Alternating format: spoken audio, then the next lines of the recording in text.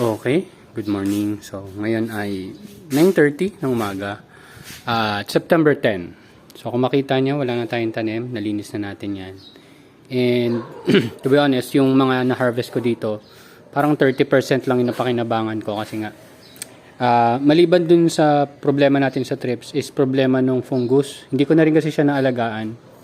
At dahil maulan, medyo laganap talaga yung fungus. Isa yun sa problem natin.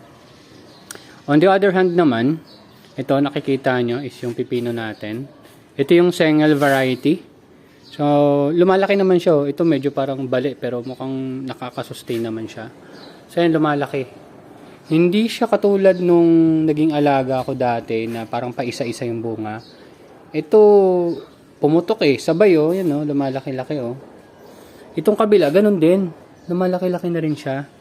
Ang masabi ko, hindi ko sure kung dahil sa variety or dahil sa pagdidilig ko sa kanya, itong improvise nating drip irrigation na parang per day 1.5 liters ang idinidilig ko sa kanya. Hindi nga umabot ng 1.5 liters may natitira pang konti kasi doon na yung pinakadulo nung drip. Yan.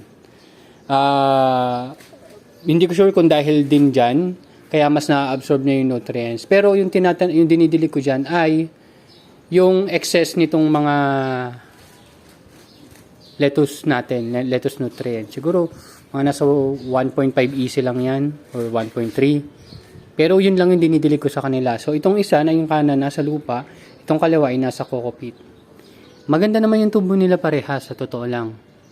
Ayan, medyo nakahabol na nga itong nasa coco peat Ayan in terms of laki. Hindi, mas malaki pa rin pala to. Kasi mas maaga to ng 2 araw sa pag-transplant. Pero maliban dyan, maganda yung tubo. So hindi ko lang alam kung aabot siya ng hanggang 3-4 na buwan na aalagaan ko siya bago natin siya i-retire or kung may time talaga na i-retire siya. Kasi yung last time natin na alagang cucumber doon, parang yung pinaka-root niya ay nabulok na. Dito hindi natin sure. So, pero ito pa naman yung first time natin na mag-alaga na Sengel variety, Japanese cucumber. So, ayan, maganda naman siya. So, maliban dyan, dumating na rin yung binili kong organic pesticide yung Icon. So, actually, mag-spray ako dito sa paligid. May mga may mga spider mites. Hindi ko sure kung natanggal na yung mga trips. Pero nung early stage kasi niya, wala pang mga bunga-bunga. Nag-spray tayo nung abamectin. Nag-spray tayo nun. So matagal na yun, mga 2 weeks ago yata. Or more than 10 days na rin. Yan. Dito, naglagay ako ng plastic dyan para in case lang umulan ulit. Medyo malala rin kasi yung tulo. Yung tulo yung nakapag severe nung fungus. Yun. Kaya hindi rin maganda yung natutuluan yung halaman. So hopefully maging okay. So maliban dyan, magre-ready na rin tayo. Ayusin natin yan, lilinisin natin. Dito magtatanim tayo ng tanglad. Tanglad ang napili kong gawing barrier natin dito. So sa taas may mga tanglad, may pechay, may mustasa. Ganun gagawin ko dyan. Pero alam ko mag-aalaga ulit yung nanay ko ng ornamental. So bibigyan din natin siya ng space. Ayan, meron siya dito. So yun yung aloe vera naman na itinransplant ko doon. Nagtanim ako dati, nabuhay ko, kinuha ni nanay, nilipat niya doon. So yan, yun yung mga tanim niya. Yung kale, hindi natin itutuloy yung kale. Papatayin ko na yung kale. Yung nakita mo doon sa isa, patay na nga. So ito more on trial muna natin tong cucumber natin dito. Tingnan natin kung gaano karami yung mga harvest natin. So makita nyo rin naman yun sa mga updates ko. Then dito mag-spray tayo. Dito may maraming spider mites ako nakikita dito sa mga ornamentals ng nanay ko. Pero ang maganda dun sa tanglad, wala siya masyadong insekto. May mga times lang talaga na yung dahon natutuyo. Hindi ko sure kung naputol. Kasi tumatangkad siya At tapos recently, ayan, may mga binunot ako kasi may mga nanghingi. So binigay natin sila ng napatubo natin. So imagine niyo dati na sobrang liliit lang nila dyan. Tapos hindi ko talaga alam kung tutubo sila. Pero ayan, napatubo natin sila. Napakaganda. Tapos doon, may tanglad doon So doon ako kukuha ng binhe na ilalagay natin doon sa mga pots na ilalagay ko sa paligid. Medyo ilalayo na natin yung mga lupa dito. Yan, lilinisin natin yan para mag-focus tayo dito sa ating primary na tanim, which is yung lettuce. So hopefully maging maganda rin tong Shengel variety natin at maibenta rin natin ng maayos na presyo. So premium price tayo. Hindi ko sure kung magkano ko pe-presyo yung cucumber, pero baka isang peraso ano rin 35, hindi ko alam kung may idea ko sabihin niyo sa akin. Pero titingnan ko pa. Ngayon kasi minsan gini-gift ko lang yung mga tanglad nga, binibigay lang din muna natin. Pero magpaparami rin tayo din. If ever maging maganda yung feedback nila doon, pwede tayo magbenta in pots. Makakita nyo ang daming pots dyan. So pwede kong i-utilize yan. May mga lupa naman dito ako. Pero ilalayo lang natin yung lupa.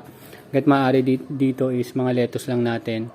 And yung dating plano ko na lalagyan ko to ng cover, mukhang malabo muna due to budget. isang problem yun. Medyo mahal yung gagastusin natin. Although wala pa akong quotation, pero naalala ko kasi ito yung mga pinagawa ko. Parang yan pa lang, yung dalawa pa lang na yan, nasa 3,000 or 2,000 na yata nagastos ko. Kaya imagine niyo pa yung malaking structure dito. So, ganoon na lang muna. Yan. Susunod, papalitan na tong mga sticky traps natin para ma-monitor lang din natin ano ba yung mga insect na lumiligid-ligid sa atin dito. So, most talaga mangyayari is yung maayos ko yung cleanliness side ng pag-grow ko. At dati, weekly ang harvest natin. Ngayon gagawin natin is twice a week na lang. So, every 2 weeks, magkakaroon tayo ng harvest na 90 heads. Ganon kaagad. Malaki agad yung volume. So, in terms of dami ng tanim, hindi nagbago. Dati kasi, 60 heads. Ilan ba tayo dati? 45 heads per week. So, ginawa lang natin ngayon, 90 heads every 2 weeks. So, ganun pa rin. Walang nagbago sa dami ng tanim natin. Masusuplayan pa rin natin naman. Pero, nagbago lang yung scheduling. So, maghahanap tayo ng mga premium customers para hindi na ako mahihirapan ng kung saan ko ibabagsak yung mga lettuce ko. Maghahanap na talaga ako. Then, magkakaroon tayo ng delivery. So, part na rin yun ng pag-exercise ko. Magagamit ko na yung nakatambak kong bisikleta dyan para i-deliver yung mga goods natin. Siyempre, magpapasobra tayo doon para along the way, kung may mga gustong bumili, so part na rin ng marketing natin yun na makita nila na may produkto tayo, i-alok din natin sila basta meron tayong extra. Kung wala naman, pwede natin silang alokin, ipasok natin sila sa premium customers. Kung saan yung premium customers tulad ng nabanggit ko is parang subscription basis. So per month, magbabayad na sila in advance ng 200 pesos para every 2 weeks meron silang 3 heads of lettuce na i-deliver natin sa kanila. So magkakaroon din tayo ng schedule ng delivery, possible mga 9 to 11 yung range. Then sa hapon, kung may mga customers tayo na wala naman sa umaga at sa hapon sila available, is gagawa din tayo ng paraan para ma-deliveran natin sila on the day na rin na mapag-uusapan. Siguro it's either Friday, Saturday, Sunday. Pero kakusapin natin sila para kung sabay-sabay natin sila ma-deliveran, at least isang takbuhan na lang natin. Ayun. So, yun yung mga mangyayari. Yun, kulitis. Oh. Harvest ko siguro yan bukas para makapagluto-luto. Pero mapansin nyo, itong kulitis na to, ayun, nagsiseeding na ulit siya. So, pag tagal-tagal, pag hindi ko yung pinakalaman, pag natuyo yan, maghahulog ulit siya ng seeds dyan. Tapos, mag-germinate ulit yun, tutubo ulit, ayun. Same cycle. Ganun yung nangyari dyan, hindi ko yung tinaniman. Galing lang din yan sa mga butong nahulog sa kanila dati. So, kailangan pang linisin to. Oh, so mapansin hindi nga tumubo yung ano diyan, yung mga halaman kasi nga natakpan natin, nilagay natin ng cardboard. Yan. So hopefully malagyan natin yan ng mga halaman na makakain natin. Katulad natin dito may mga pechay mustasa. So ito ililipat ko lang or ilagay natin sa maliliit na pots tapos yung lalagyan natin ng lemongrass. So yan. So unti-unti ginagawa natin ng paraan para mas umokay yung pagtatanim natin. So ito wala na to eh. Tapos ito, pinuron ko ng pinuron. Papatayin ko to. Lagay natin ng ibang tanim. Hindi ko kasi mapakinabangan tong mulberry kasi tea? Sabi nila tea. Pag-aralan ko yung mulberry tea. Kung saan yung dahon yung ginagawang tea. Sabay natin sa tanglad. So, hindi ko pa kasi natitikman. So, yun lang naman. Yun yung recent na nangyayari sa atin ngayon. And hopefully, magtuloy-tuloy ito. Ayan, ang cucumber natin. Ganda. Oh. Ganda, oh. Sus, ang maganda na sabay-sabay tumubo. Ang iniisip ko, pagkatapos ko mag-harvest, kailan kaya ulit siya magbubulaklak para tumubo? Or every month, every week ba siya magkakaroon? Hindi ko pa alam. Titingnan natin kung ilan yung mabibigay niya sa ating bunga.